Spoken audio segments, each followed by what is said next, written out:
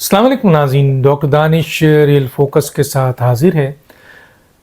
مولانا فضل الرحمان ایک بڑے زیرک سیاستدان ہیں، اس میں کوئی تو شک نہیں ہے۔ میں ہمیشہ کہتا ہوں کہ مولانا فضل الرحمان آج کے دور میں اگر سیاست کسی کو آتی ہے تو وہ مولانا فضل الرحمان کو۔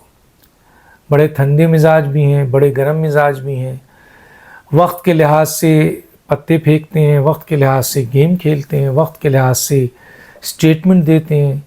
کبھی بہت سخت اسٹیٹمنٹ آتا ہے تو کبھی بہت سافٹ اسٹیٹمنٹ آتا ہے۔ پی ٹی آئی سے بھی دیکھیں، حالانکہ پی ٹی آئی نے ان کے ساتھ کیا کچھ نہیں کیا، لیکن انہوں نے اپنے دروازے کھولے جب وہ ان کے دروازے پہ آئے۔ آصف علی زرداری سے بہت شدید اختلاف ہوا، لیکن صدر بن کے جب آئے تو دروازہ کھول دیا۔ نواز شریف صاحب سے اور پی ایم ایل این سے اختلاف ہوا، لیکن پی ڈی ایم کی حکومت میں ان کا ساتھ دیا۔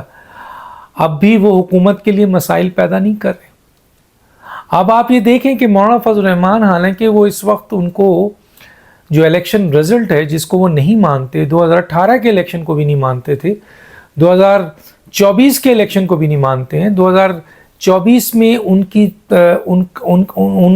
کی جیت کو ہار میں تبدیل کیا گیا، اور وہ آپ کے بلوچستان سے انہوں نے اپنی اسمبلی کی سیٹ کو محفوظ کیا۔ ان کے لوگ جو کہ لوکل گورنمنٹس میں کے پی کے میں بڑی تعداد میں جیت رہے تھے، پھر کہا جاتا ہے جنرل فیض نے جادو پھیرا اور پھر P T I second term میں لوکل باڈیز میں سامنے آئی، ورنہ فرسٹ ٹرم میں تو سب آؤٹ ہو گئے تھے، صرف جے یو آئی جیتی تھی۔ تو بہرحال دینی سیاسی جماعتوں کو پاکستان میں بڑی طاقت حاصل کرنے نہیں دیا جاتا۔ اب اس کی وجوہات اسٹیبلشمنٹ بچا سکتی ہے، یا بین الاقوامی جو طاقتیں ہیں ان کا انٹرسٹ نہیں ہے، اور پاکستان میں جو ہماری اہم ترین اسٹیک ہولڈرز ہیں ان کا انٹرسٹ نہیں ہے۔ تو مولانا فضل الرحمان صاحب کی کئی جیتی ہوئی سیٹ ہار کا شکار ہوئی۔ انہوں نے ظاہر ہے کہ اس پر سختی دکھائی۔ مولانا فضل الرحمان صاحب پارلیمنٹ میں اتنے مضبوط نہیں بنے، لیکن پارلیمنٹ کا حصہ بن گئے۔ اب ان کی پارلیمنٹ میں گنی چنی سیٹ بھی اہمیت اختیار کر گئی ہے، اور 2/3 میجورٹی کے لیے موجودہ آنے والی ترمیم کے لیے ان کی سینٹ میں 5 سیٹ کی بھی امپورٹنس ہے، اور آپ کے پارلیمنٹ میں جو سیٹیں ہیں ان کی بھی امپورٹنس ہے۔ لیکن اس سے کہیں زیادہ مولانا فضل الرحمان کی سیاسی اہمیت بہت ہے، بہت بڑا کٹ کاٹ ہے۔ پیپلز پارٹی اور پی ایم ایل این سیاسی level per, P T I سیاسی لیول پر مولانا فضل الرحمان کسی بھی لحاظ سے اس کٹ کاٹ کی کمی نہیں ہے۔ حالانکہ ان کی، میں پھر کہہ رہا ہوں کہ ممبر آف نیشنل اسمبلی میں یا پروونشل اسمبلی میں اتنی بڑی جیت نہیں ہوئی، ہونی چاہیے تھی۔ اچھا، دوسری جو طاقت ہے مولانا فضل الرحمان کی، جہاں سیاسی ایک ان کی بصیرت ہے اور سیاسی ان کا کٹ کاٹ اتنا بڑا ہے کہ وہ P M L N, peoples party یا پی ٹی آئی کے برابر آ کے کھڑے ہو جاتے ہیں، وہیں ان کی سب سے بڑی طاقت یہ ہے کہ اسٹریٹ پاور میں اگر پاکستان میں کسی کے پاس طاقت ہے تو وہ جے یو آئی یا تحریک لبیک کے پاس ہے، اور کہیں کہیں جماعت اسلامی کے پاس ہے۔ یہ بڑی بڑی سیاسی جماعتیں، پی ٹی آئی ہوں، پی ایم ایل این ہوں، پیپلز پارٹی، ان کے پاس اسٹریٹ طاقت نہیں ہے۔ ایک زمانے میں ایم کیو ایم کے پاس بھی بڑی اسٹریٹ طاقت تھی، لیکن جو سب سے بڑی اسٹریٹ طاقت ہے وہ جے یو آئی کے پاس ہے۔ اور سب سے بڑی بات یہ ہے کہ جے یو آئی کی اسٹریٹ پاور وہاں پر ہے جہاں اسٹیک ہولڈرز کو مشکلات ہوتی ہیں، جیسے بلوچستان ہے، جیسے کے پی کے ہے، اور وہ علاقے ہیں جو بہت ہی دور دراز کے علاقے ہیں، جو علاقہ غیر کا علاقہ کہلاتا ہے، جو بارڈر سے مل رہے ہوتے ہیں افغانستان سے۔ تو وہاں پر تو عوامی سپورٹ بہت ضروری ہوتی ہے اداروں کے لیے، ریاستی اداروں کے لیے۔ تو مولانا فضل الرحمان صاحب ان جگہوں پہ بہت مضبوط ہے۔ سوائے پنجاب کے ہر صوبے میں ان کی اہمیت ہے۔ کے پی کے میں بہت پاورفل ہیں، بلوچستان میں بہت پاورفل ہیں، ایون سندھ میں بھی اب وہ نظر آ رہے ہیں۔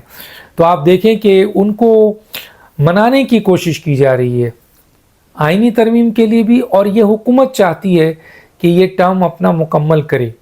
اور یقیناً اس حکومت کو جو خطرہ ہے وہ اب فوج سے نہیں ہے، کیونکہ فوج تو اس کے ساتھ کھڑی ہے، ایک طرف جوڈیشری سے جس کے لیے وہ آئینی ترمیم کرنا چاہتے ہیں اور مولانا فضل الرحمان صاحب کی سپورٹ چاہتے ہیں، اور دوسری طرف انسٹیبلٹی کے لیے، کیونکہ اگر پی ٹی آئی بھی جے یو آئی کی طرف بھاگ رہی ہے، کوشش کر رہی ہے ملنے کی، عمران خان صاحب نے JUI سے اتحاد کرنے کی اجازت دی، لیکن JUI ابھی بھی ریزرو ہے، تو JUI کو PTI اگر لے جاتی ہے تو بہت بڑی طاقت اپنے ساتھ کر لے گی، اور ایک اسٹریٹ پاور بھی مل جائے گی، پارلیمنٹ میں بھی ان کو طاقت مل جائے گی، لیکن سب سے زیادہ ان کو سیاسی کٹ کاٹ اور اسٹریٹ پاور ملے گی، اور عدم استحکام کرنے کے لیے آسانی پیدا ہو جائے گی۔